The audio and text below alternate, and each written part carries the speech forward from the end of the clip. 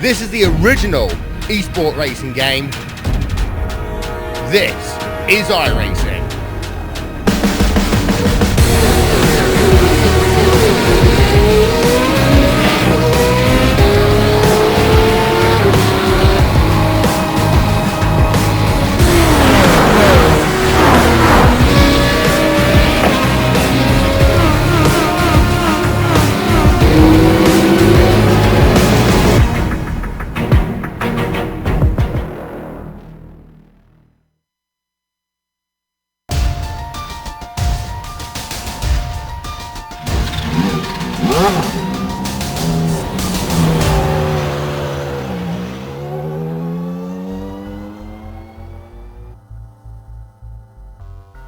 The first 3 tracks of the season have all been regulars on the Lotus 49 schedule. They're circuits which have proven to be fairly popular in this community. As such, it's not too great of a surprise that Dudanyana has kicked off his championship run with a hat trick of wins. Today might just trip things up though. Motegi's GP course doesn't always see much use in just about any series. Can anyone use this chance to stop the French phenom? We'll find out soon as we get ready to watch round 4 of the Lotus 49 Grand Prix Legends Series, and you'll see it all live here on the Global Sim Racing channel and the iRacing Esports Network. Hi, I'm Joe Peak, and with me in the booth is Samuel Ryman. Behind the scenes is our director, Sean Crackers Ambrose, and he's using cameras provided by Dougie Beard. Sam, since this might not be a track our audience has seen very often, why don't you give us the rundown on Motegi?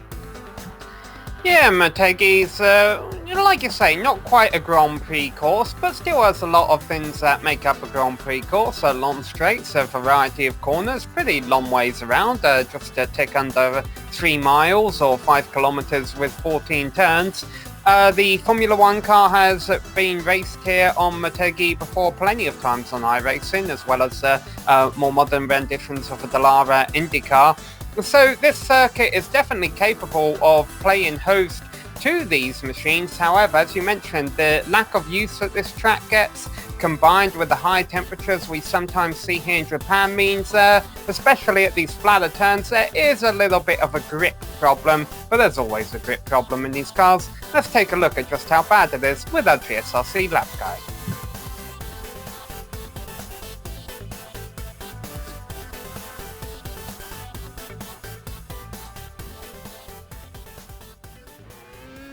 Alright, we've got Reed Miller and the GSRC Williams, so let's do a lap around Motegi.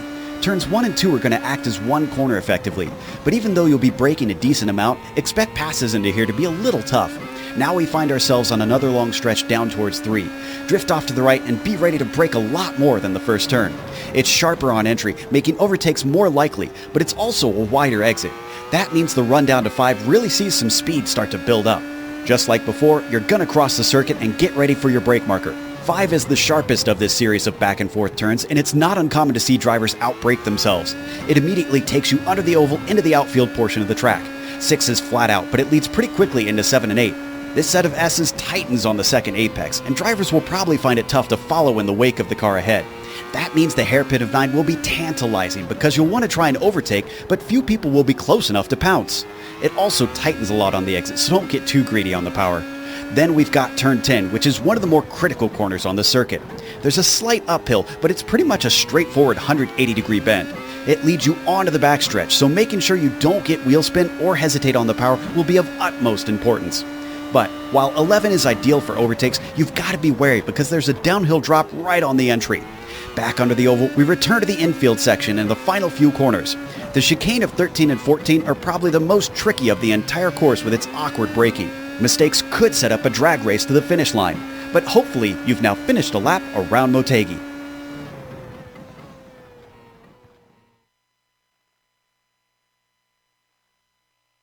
You see a lap around in more modern F1 machinery, a little bit quicker than these cars will be able to circulate, especially with the temperatures that we've got out on track. But we'll get to that in a second. First, let's go over the championship situations, starting with the F1 Drivers' Championship. Michel Dudignon still continuing that perfect run. 50 points for win each round. They have no bonus points in this series, so obviously he's got 150 on his plate.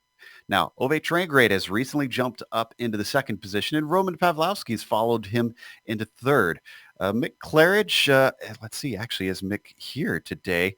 Because I did not see him in practice, and indeed, I don't see him out there. So he'll continue to plunge, though they do have drop weeks, which we'll talk about in a second. Eduardo Prado also having a pretty good introduction to this series. Sam, we also have a Formula 2 championship, sort of an amateur championship. How's that shaping up? Well, let's take a quick look here, Drew. We're still early into the championship standings, so there's still plenty of room for shuffling around, and especially with as close as it is. You can see we've got a two-way tie for the top spot between Hugh Haycox and David Ross. Steve Hogan is only 1 point behind, so that's as easy as picking up a position, and he could take the lead of the championship. And there you see 4th and 5th place a little bit further back, but definitely still in the run-in this early on into the season. Absolutely. Now let's take a look at the Constructors' Championship, and this is effectively a Nations Cup that they run. France is leading with that perfect run that Dudignon is having. Mick, because of a little bit of help from Phil Lake, who's been showing up from time to time, and I do believe he is actually here today, are sitting in second. Trangrade down there in third for Norway. It's Olenek and Thiel who have been contributing for the U.S. points, and then Pavlovsky is really the only driver out there for Germany so far who has been able to capture points. What about the race details? We might have some viewers who haven't logged in yet to see one of these races, Sam. So what's today's race going to look like? Well, it's going to be average length, and not a whole lot to say here, honestly. It's an 18-lap race around about a 3-mile long road course, still early on in the championship. Open setups for each of these drivers to help them get comfortable with the Lotus 49, which is something that's very tricky to do, and points pay all the way down to 25. So some drivers will not get points today, Joe. We've actually got quite a large field. Nothing really jumping out at me on this screen as tricky things that the drivers are going to have to deal with other than the car, and as you alluded to just a couple of moments ago, the temperature, I think, is a key player here today. In fact, let's take a glance at that and look at the track surface temperature. 114 degrees. They're going to be slipping and sliding around quite a bit. Wind isn't too much of a concern, and thankfully the air temperature is feeling pretty good out here in Japan. 74 degrees for our virtual fans.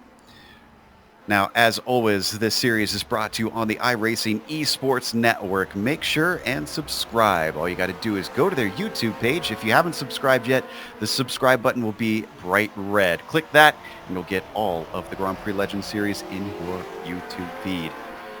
Qualifying is working its way through, and just under 2-minute laps. We're getting most of the drivers shuffling in with their first one, some of them coming around for their second.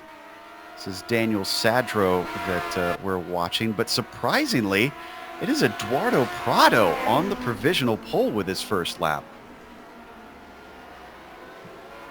Yeah, let's see if any of that changes. Each of these drivers has the racetrack to themselves, which is understandable given as edgy as this car is. You don't want to really have to deal with a driver making mistakes in front of you. We're watching Sadro come across the line now. Can he jump up any positions? The line's quite a long way down the straight, actually, but he did not improve on his time. He did not, so he will only be as high as 5th as he exits the session. They only get 2 laps if you're new to this. And Michel Dudignon is coming around. Let's see if he can get himself up to pole and make it 4 for 4. He comes to the line at a 1:48.1 for his first lap. His second lap is a 1:48 flat. And that only gets him on the front row, does not give him pole. But that's still going to give him a chance at taking another win. This is Roman Pawlowski now, and Roman has just finished his second lap, which was not faster, unfortunately.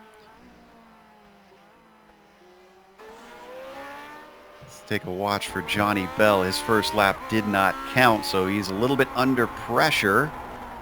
And in fact, I don't believe we typically have Johnny Bell in this series. He runs in the Camel Series, which is in a couple hours this Saturday.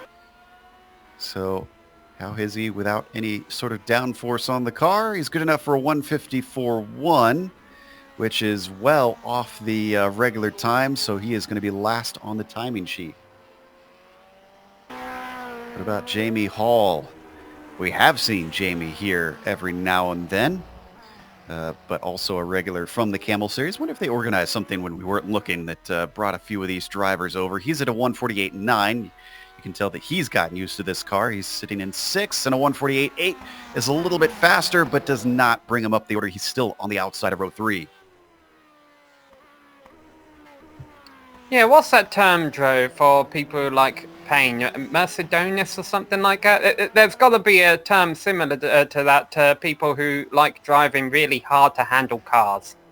We're seeing a lot of drivers jumping over from Camel GT to Lotus 49. I think the term you're looking for is masochist, but Andrew Eng is getting ready to... Actually, no, he set both of his laps, so he's just going to slowly cruise in. And I'm not sure that we'll have anybody else able to complete a time because it's ticking down. So that's going to be the end of our qualifying. Eduardo Prado, could we see him take a maiden win in his rookie season here on the broadcast races? He is sitting on the pole currently with Michel Dudignon next to him. It should be a tight fight, and Roman Pawlowski will be starting 3rd. Ian Haycox, an excellent qualifying for Ian, up in 4th. That is a bit of a surprise. Rob Olenek, last season's champion, will start P5 with Jamie Hall in 6th. Dan Sadro gets bumped down to 7th eventually with his time, and Gary Teal runs 8th. Then Bruce Nelson qualifies 9th. The other Haycox, Hugh, qualifies in the top 10. With a number 4 car, you would have expected Philip Blake to qualify a bit better than 11th, but that's not the case. He'll be starting alongside Billy Bob Wright. In 12th, Alberto Pellegrini will be starting from the lucky 13th position, ahead of a number 14 in 14th position, Steve Hogan. Philip Urquhart will be starting from 15th, ahead of Andrew Eng, and then we have Andreas Bruno and David Rossi on row number 14. Ryan Garbin and Bill Tyler round out the top 20. 21st goes to Donnie B. Good, and Telmo Almiral is in 22nd. Then Colin Coker runs 23rd, and Johnny Bell still the last one to put a time in at 24th. The last 3 drivers didn't get a qualifying time on the board. Jacques Richard, Robert Reynolds, and Jasmine Beach are your last 3 on the grid. Waiting for the cars to finish gridding up, then we'll get everybody revving their engines. The lights will come up, and we will go racing for round 4 here in Japan. I believe Robert Reynolds is the last one we are waiting on. You can see the huge field for this series that we got today. 27 cars decided to show up, which is a bit of a surprise for a less than popular track. As the lights come up, the engines start to rev. Green flag is out, and it is a good start for Prado. Michel Dudignon is decent, but Pawlowski looks pretty good around the outside. Going to try and break a little deeper down into turns 1 and 2, but eventually starts to lose grip. We got a car off course a little bit in the back, a little bit of 3 wide, but otherwise they all come back on course, and it looks like they're good. That was Bruce Nelson who ran into the gravel there. He started 9th. That's obviously going to cost him some position. So Prado has been able to hold on to that top position. He's got the number 2 car. It's an official series race. It tells you he's got a good I rating and expect him to stay up front. But Michel Dudignon still right behind him in 2nd. A whole stream of cars. And indeed, Daniel Sadro on a bit of side-by-side action with Jamie Hall, who manages to move himself up into P6. Ooh, Hugh Haycox just had a big bobble there through that right-hander kink. Normally a nothing turn, but there's no such thing as a nothing turn in this car. Yeah, absolutely. I'm not sure that there's any turns in this car that you can take flat out at this track. Already they've hit turn 9. And then it's the run up to turn 10, another of the possible opportunities for a pass. Dudignon starting to threaten a little bit, and in fact makes a dive to the inside of Eduardo Prado. Now down the backstretch. I'm not sure that he got a good enough run. Momentum initially to Prado, but it starts to go back to Michel Dudignon. He's got the inside down to turn 11. Can he finally seal the deal and take the lead away? Still side by side into the corner. Prado's not going to give this one up easily. He wants to take his first win. Still not giving up. They're going into the chicane. This is not usually a 2-wide situation that you take through here, and Prado defends successfully. Incredible. Great driving by Prado, but, well, he might be challenged here again, heading into turn 1 on lap number 2. Dudignon looks down the inside, but that was all set up the turn before the hairpin. Prado was a little out of a racing line. Dudignon saw the mistake. He tried to take the opportunity. He hasn't been able to make anything happen yet, but as these two ran side by side, that's bunched everyone up behind them. Pretty much have a 5-car pack and looking for this lead. More than that, actually. Yeah, they're being joined by yet more. It's Pawlowski, Olenek, Haycox. Hall is back there now, and Sadro has joined the fray. It is a 7-car fight for the lead, and we're on lap 2. So we're coming up through this middle section of the track again, where Prado got it a bit wrong last time, and Dudignon stuck his nose in, tried to take a lead. So they go through this left-right chicane here, and as they come up to this left-hander, this is just the one that Prado, I guess he overshot it a bit last lap because he was out of a groove on exit. Let's see if he nails it right this time around. That looks like contact for third! And off goes Olenek. And he falls all the way down to 9th because of that. Now, who was that clipped him? Well, it was Pawlowski. I think he got into the back of Pawlowski and spun as a result. Yeah, it was a little wide, Pawlowski, and thought maybe he could stick his nose in, and then all of a sudden it all went wrong as the car went around. Let's watch from on board. Not sure if this was intentional that he was trying to pass, or if it was just because of Pawlowski being a little slow. Yeah, I think Pawlowski came in a little wide, and this car is hard to, change direction. If it's committed to going somewhere, it's kind of hard to tell it to do something else without spinning. So he probably said, no, the car says I'm going for this gap, and then the gap wasn't there anymore. Oh, and as that happened, Bruce Nelson got ran into the back of. He's since had to take a tow. Either his suspension got damaged or something in the engine was borked with the contact that he made. Don't need to go to it now because action is still very hot here at the front of the field. Not just who we're watching here, Michel Dudignon and Eduardo Prado, but Ian Haycox and Jamie Hall. In fact, I think Hall's about to make an overtake, and this is for 4th position down into turn 5. Hall gets it and sneaks his way through. So that's the 2nd position that Hall's picked up this race. He started 6th, he's now up to 4th. Other big movers, Billy Wright has gone from 12th to 7th, but let's see how Hall got this done. Pretty simple move down the inside. Oh, and as we say that, if we come back to live action, Dudagnon is challenging Prado for the lead. They are side by side. Yet again, it's out of turn 9. Prado to the inside, coming out into turn 10.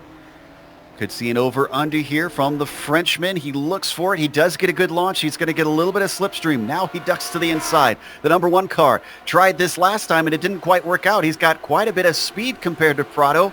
They're even on the brakes. Down into the right-hander. He's a little bit more ahead than what he was before, but look at the car squirm for Prado. They duck under the bridge, and this time Dudagnon gets it done. Prado's still alongside, going to try and over-under as they come out onto the front straight. They're wheel-to-wheel again. Prado was just hanging on as they went under the bridge, as you said, but now he's gathered himself together again. He's still thinking about the lead, but not this time around. Dudagnon closes the door, and Dudagnon, for the first time, is leading this race, but what can Prado do? Can he respond? Wow, this is only lap 4, Sam, and this is a real tit-for-tat battle.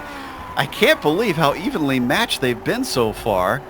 And all this fighting, as you mentioned earlier, has kept the lead close with more cars involved. Pawlowski's still hanging on behind them. And Jamie Hall, with his steady progress through the field, could maybe get up and close enough for an attack as they come up to turn 5 now. Prado staying close to within 3/10 of Michel. Yeah, kind of feel bad for the rest of the field. We've had such a good scrap going on for the lead in the opening laps. Haven't really reported on a lot of the battles back then. There definitely have been some hanging around the 10th, 11th positions right now. In fact, we got a good battle going on for 8th, Joe. That's Billy Bob Wright and Phil Lake. Lake is trying to chase him down.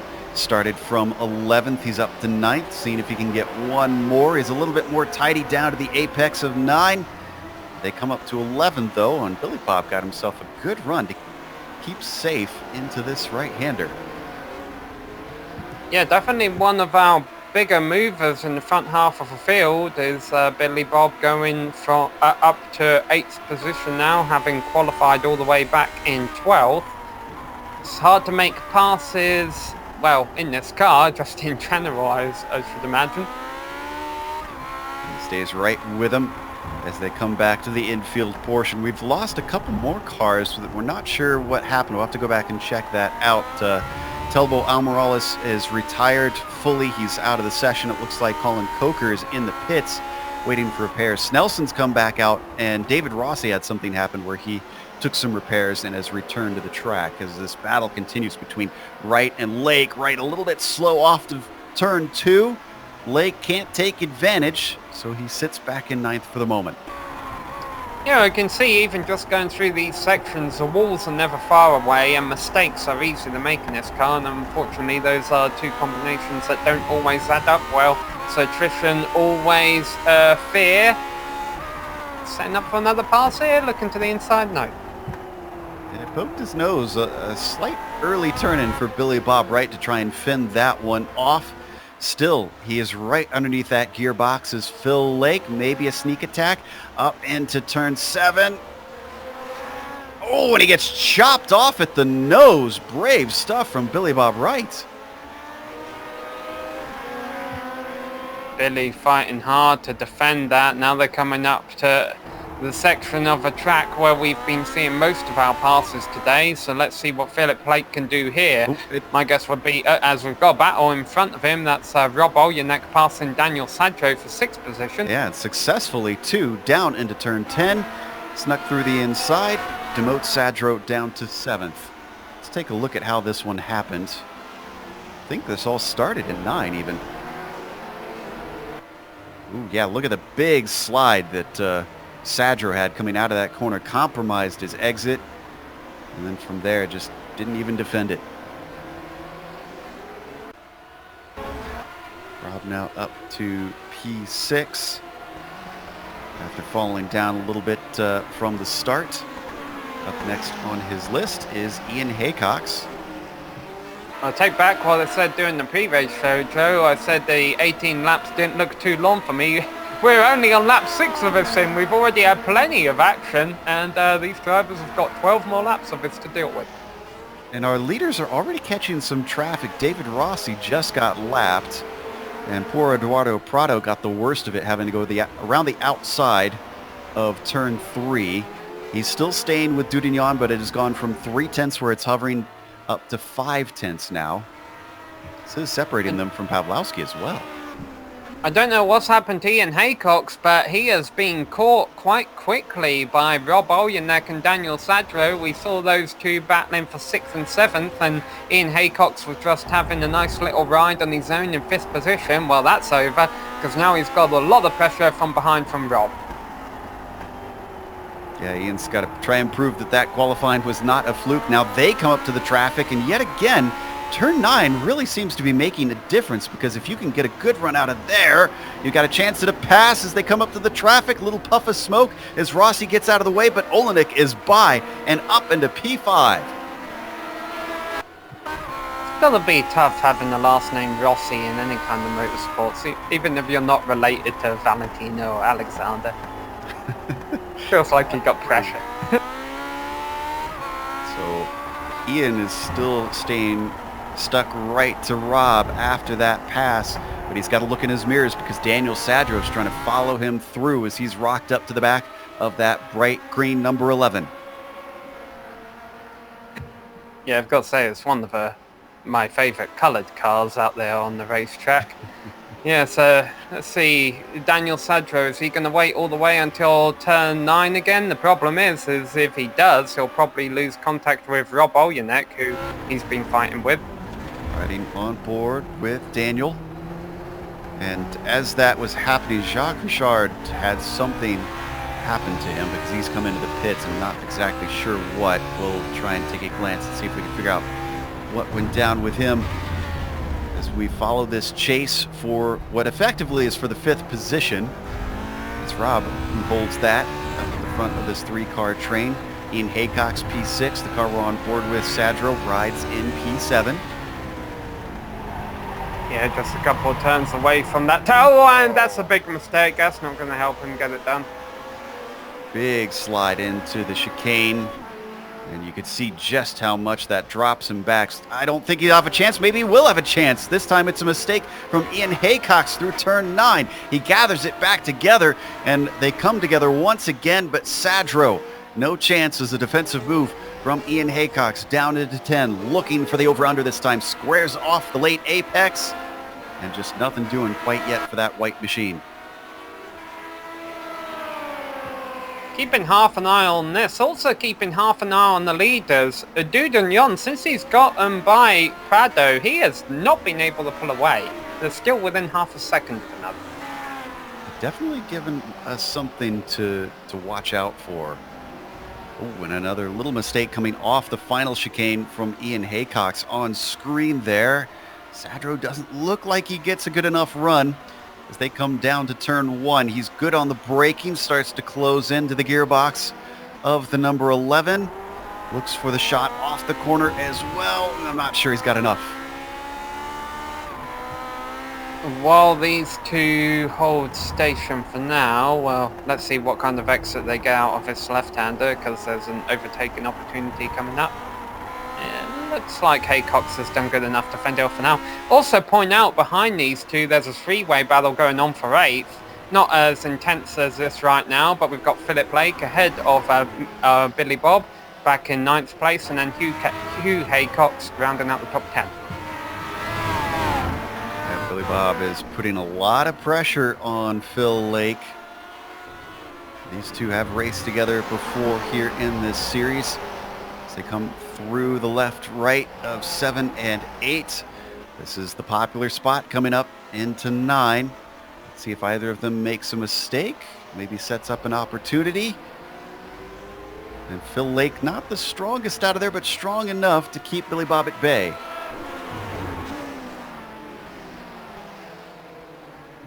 So as you've been watching the lead battle that has sort of just been kind of bubbling and brewing, we've been keeping track of those lap times. Let's see how the two of them compare, because even though it's been close, maybe we'll start to see a pattern here.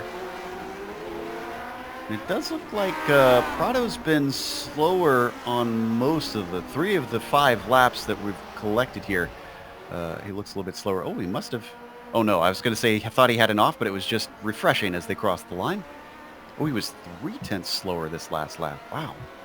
Yeah, Dudignon 2 laps ago took the fastest lap of a race, as you probably saw the purple come up at the top of your screen. But the other thing I've noticed, Joe, is Dudignon seems to be a little bit more willing to hand it out in this car. If you really have the feel of this car, you can definitely let the rear end slide around a bit, and Dudignon seems to be doing that a bit more than Prado. Prado seems to have it a bit more grounded. So a couple of different approaches to these corners.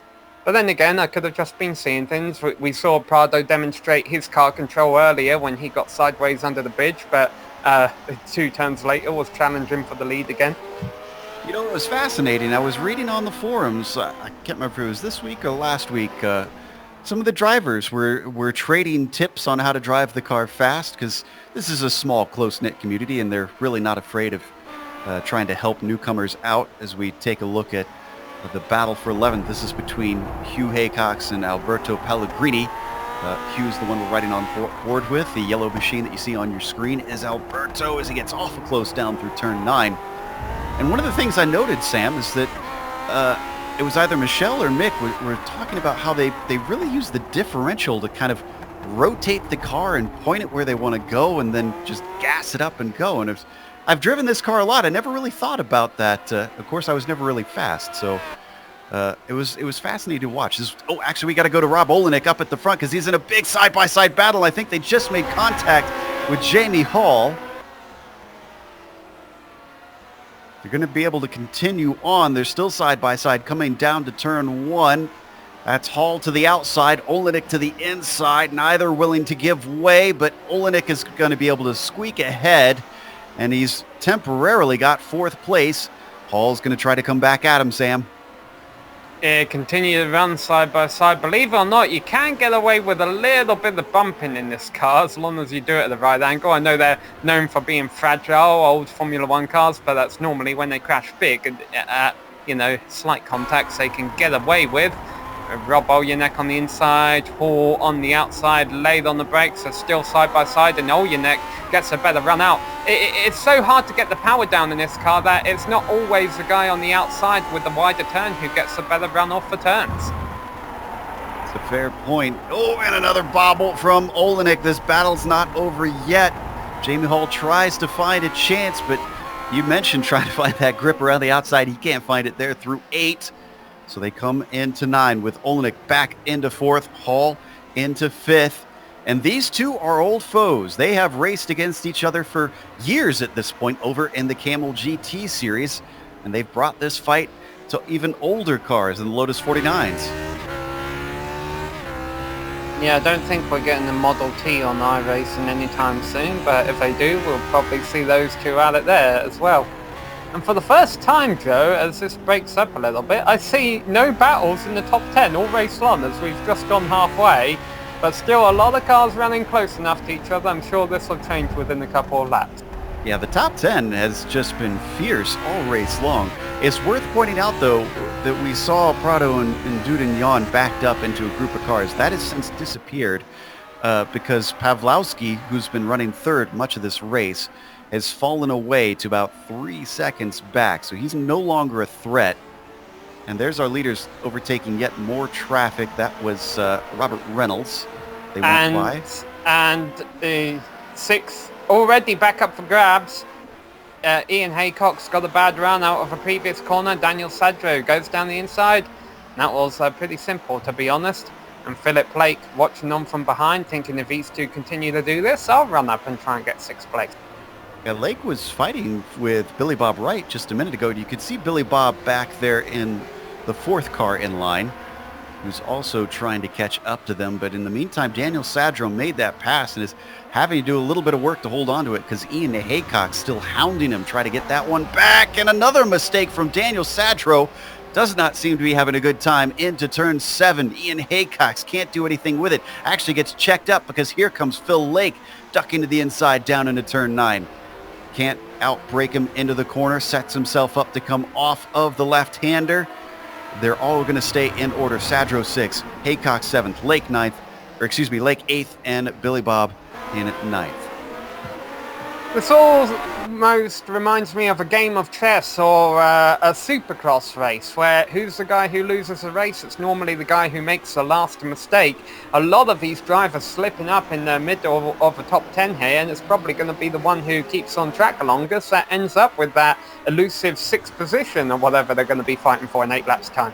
It was Jasmine Beach pulling out of the way and letting them through. Big sideways moment for Dudignon, but once again, he's just able to drive out of it, but it allows Prado to close in on him. On screen, we got an attack from Ian Haycox down the inside of turn 1. Sadro gives him space at the apex, takes the long way around. This time, though, he does find the momentum, even with the car wiggling underneath him. Ian Haycox loses speed because of that. And here comes Phil Lake to the inside down into turn 3. He manages to take the racing line away and might actually get 2 positions in 2 corners. Daniel Sadro himself makes a mistake, but it is going to switch back to the right-hand side with turn 5. So Sadro gets the inside of this corner. He's awful shallow into it. Little puff of smoke as he tries to woe the car up. Look at this. This is madness. Almost 3 wide off of it. Phil Lake manages to get through, and he's the one that claims 6th. Billy Wright comes up on this paddle, and he's not scared. He's going to throw himself right in it and take 8th place away from Ian Haycox. Ian has gone all the way back from 4th to 9th during this race now, but he could very easily find himself back in 6th if these 4 continue to scrap like this. They settle down for now, but here they come out of turn 9. We've seen plenty of battles coming through this final sector of the track already today. Lake keeps a cool head and all the franticness of this fight for 6th.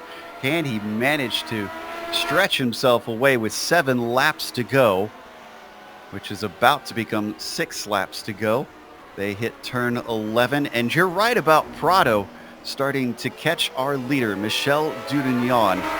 He's closed it back down to 0.2 of a second now. And this is a turn zone. This turn 1 is where Dudignon keeps handing the rear end out, and you saw a little bit of it there this time around. And that's where Prado is clawing his time back. I think Dudignon is struggling with that first corner, and this, what they're going through right now, I think that's called turn 3.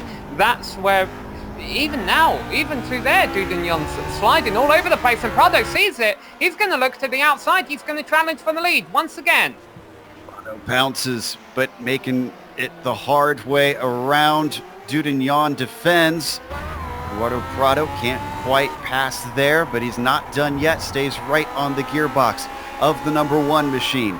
Michel Dudignon continuing to defend through turn 7. Now into turn 8 as it switches back. Could we see maybe a bit of revenge here through 9 and 10 from Eduardo Prado? This is where he lost it before. He goes way to the outside, try to square off the hairpin.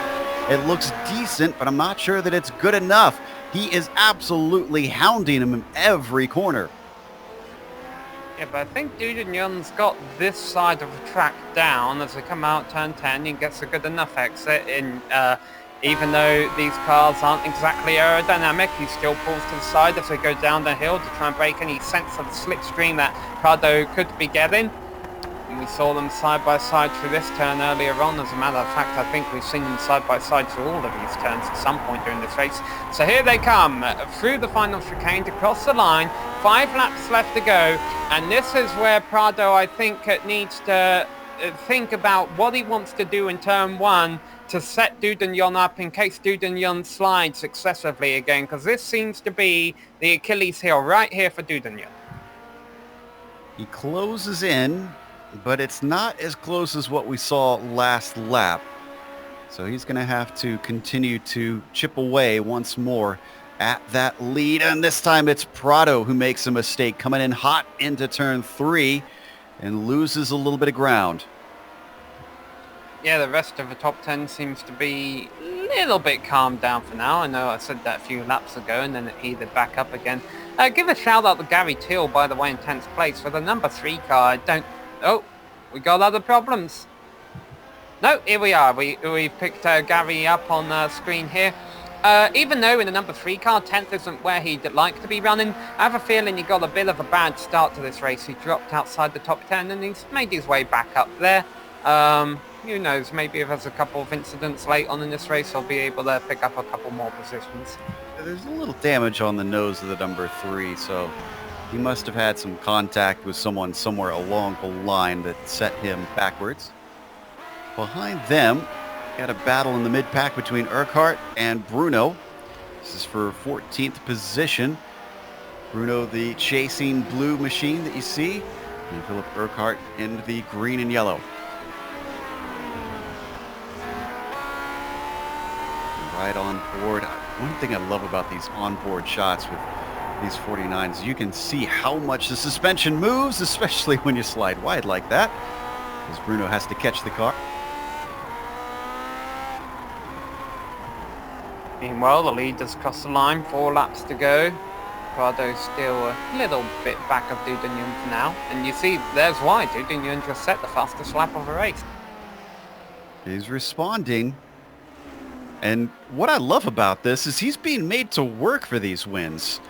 Dudagnon, without Mick Claridge here, you'd usually expect to just be able to trounce the field and run away from everybody because he tends to have incredible pace in this car. But I love the presence of Eduardo Prado to give our front runners something to think about and the way that he has just taken this car by the neck.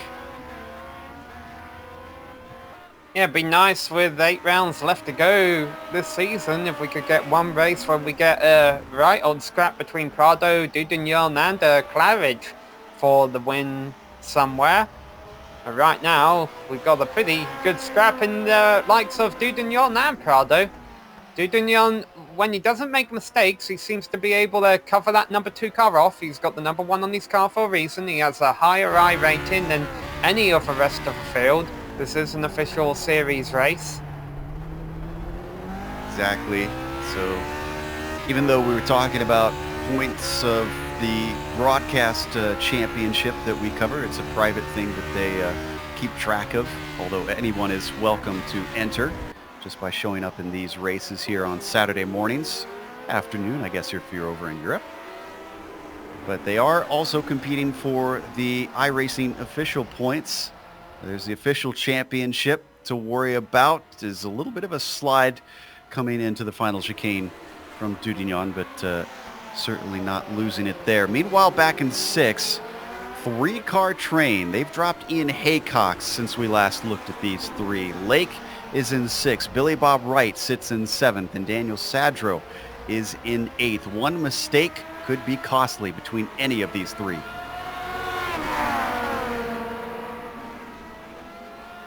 Billy Bob Wright, with a late look down into turn 1.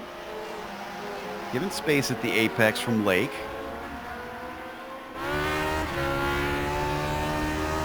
Gotta love that the Floridian is not afraid to both be aggressive under the brakes on attack as well as defense.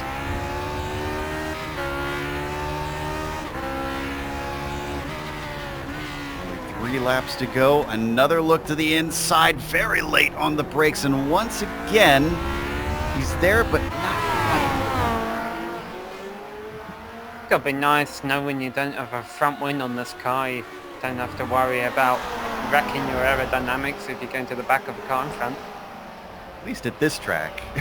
Take it to Monza, and then you're in trouble. So Lake continues to fend him off. Credit to Phil Lake for staying cool under pressure. He repeatedly gives him about a car's width whenever he sees him duck his nose in, but doesn't lose the position. He's only going to have to do it for 2.5 more laps. Our leader's coming across the line now to complete lap 16 of 18. And 6th place has been a highly sought after position pretty much the entire race. And this Dudagnon sets another fast lap. And what's interesting is Prado set his personal best as well on that same lap. 47.7 for Eduardo. So even though it's been Michel who tends to be setting the fastest lap overall, Eduardo is at least hanging with him pretty well and pushing his car. There's your comparison between them.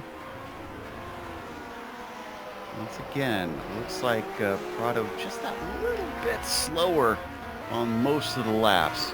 Not by huge amounts. They're pretty evenly matched.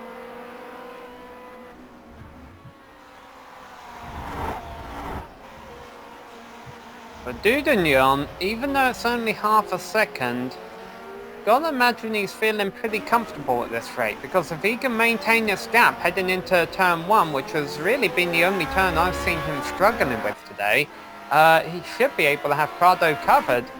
Prado really needs to start responding.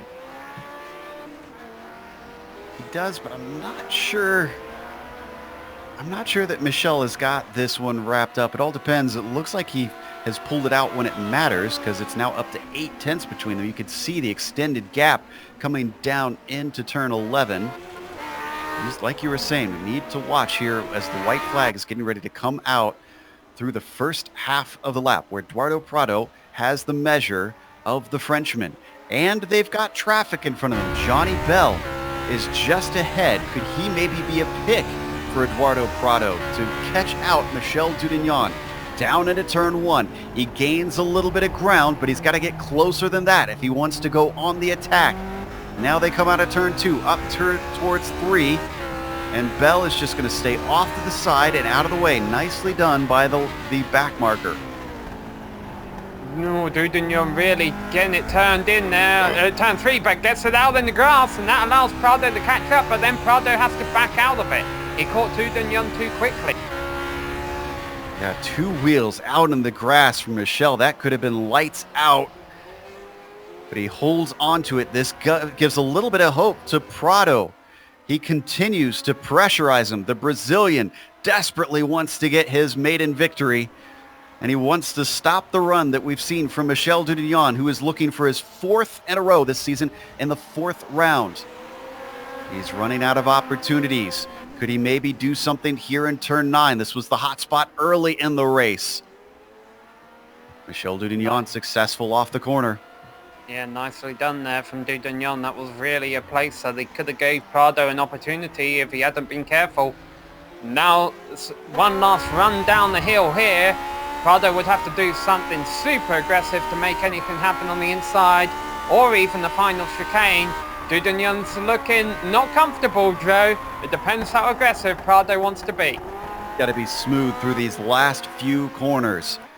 Into the final chicane. All he has to do is keep it tidy and get a good run off the corner. It is a long run to the line, mind you.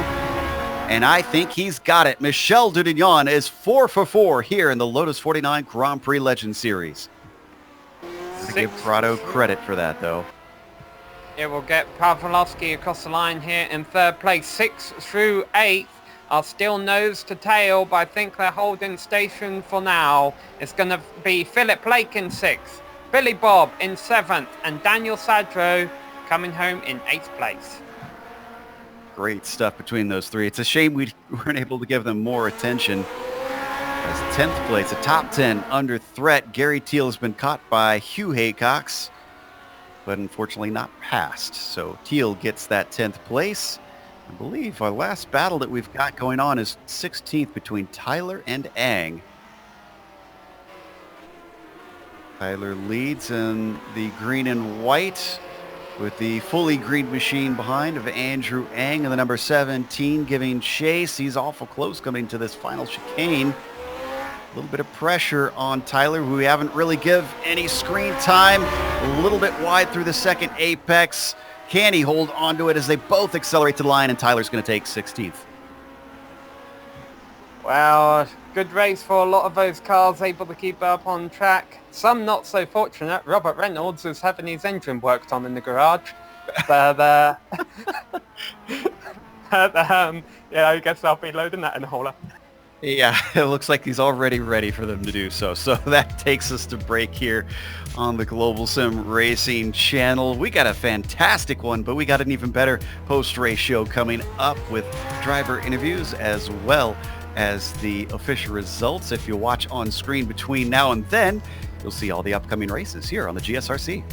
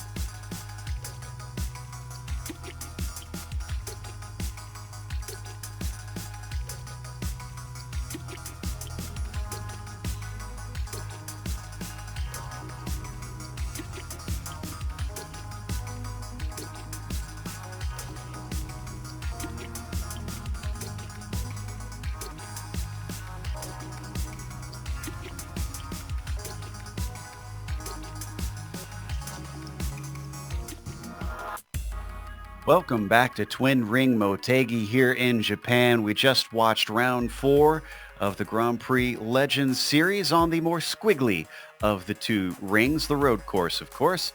And Michel Dudignan did take win number 4, but it was much closer this time than some of the previous races this season. Look at the gap at the line, 3/10. Eduardo Prado even led some of the laps, and he was on pole. But Eduardo's got a little bit more work to do to try and take his first victory. Roman Pawlowski gets third, well back behind them. Just didn't have the pace to keep up. Rob Olenek had to fight for that 4th place. In fact, fell well down before recovering to just outside the podium. Jamie Hall with the top 5. And then Phil Lake, how about this? Didn't qualify too well, 11th, but came up to 6th. Another driver who had to fight a lot, especially with the car behind him, Billy Bob Wright, who finished 7th, also same amount of positions gained. And Daniel Sadro went a little bit backwards, unfortunately, finishing P8. Ian Haycox as well going backwards, qualified incredibly well all the way on the 2nd row, but finishes 9th in the end. Gary Teal rounds out your top 10. Sam? Yeah, the other Haycox just a couple of positions back. Hugh Haycox finishes in 11th place ahead of Alberto Pellegrini in 12th position. Steve Hogan comes home in 13th place ahead of Andres Bruno in 14th. Philippe Eckhart comes home in 15th place ahead of Bill Tyler and Andrew Eng. Ryan Garbin and Don Good round out the cars on the lead lap, and one lap down in 20th place is Johnny Bell.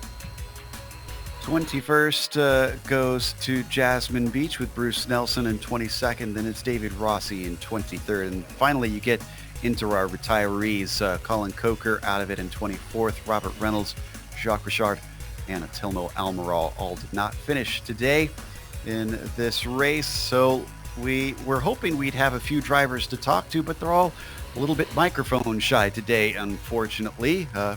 Sam, though, we're used to having you over in the Lotus 79, a little bit more modern F1 car, but still retro machinery. How do you think this series compares to the racing over there?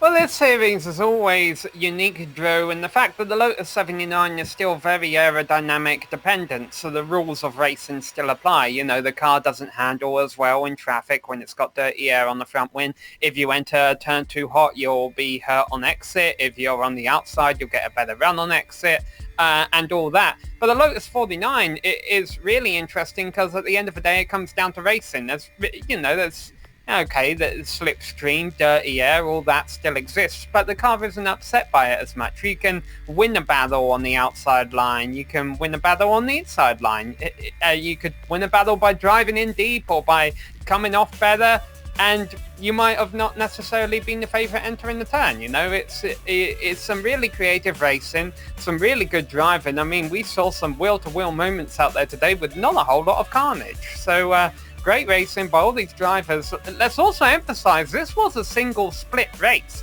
This wasn't the cream of a crop. We were watching the drivers, you know, number 27, for all I know, they might only have 500 I rating, but they put on a decent show for us. So kudos to all of them.